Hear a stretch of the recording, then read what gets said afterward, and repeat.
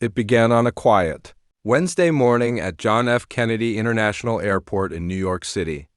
The immigration officer, Michael Trent, had already checked dozens of passports that day, each stamped with familiar countries like Canada, Japan, or France.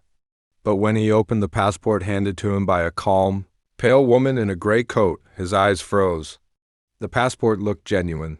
Security threads, holograms, official stamps. Yet on the cover page it said, Republic of Aramathia. Michael frowned.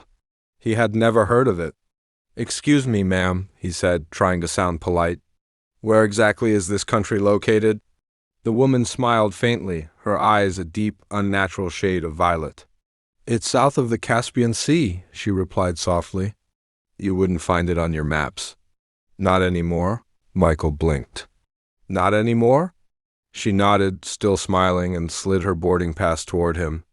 The flight number was correct, the ticket valid, but the origin city read, Lareth, Aramathia. Michael typed Aramathia into the system. No results. No records. Nothing. He called over his supervisor. "Hey, Rachel, take a look at this," he said. "Have you ever heard of this country?" Rachel scanned the passport and frowned. "This can't be real. The holograms match our UN templates, but Aramathia? There's no record in the global database." The woman tilted her head, looking almost amused. "The database must have been reset," she said. "Your governments do that every few decades." Rachel's hand instinctively moved toward the silent alarm button, but before she could press it, the woman leaned forward and whispered, "Don't be afraid. I'm not here to harm your world." Michael felt a chill crawl down his spine. "Your world?" he repeated. The woman gave a slow nod. "Yes, this world." They took her to a small room for questioning. No phone, no translator. No belongings except the strange passport, and a single silver coin engraved with symbols no one could decipher. The interview began. "What's your name?" asked Michael. "Lyra Mar," she said without hesitation. "And your date of birth?" She smiled again. "Depends which calendar you use. According to your system, March 12th, 1985. According to mine."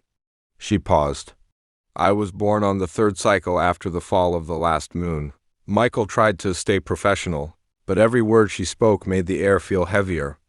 "Lyra," he said carefully, "what do you mean by your world?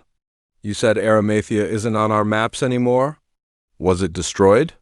"Not destroyed," Lyra said softly. "Shifted." "Shifted?" "Yes, between dimensions. Between what you call realities. My country and perhaps my entire world phased out of this plane 2 centuries ago. But sometimes people like me slip through." Rachel leaned back, incredulous. "You expect us to believe you're from another dimension?" Lyra's expression turned serious. "I don't expect you to believe. I only expect you to listen." The lights flickered. The air in the room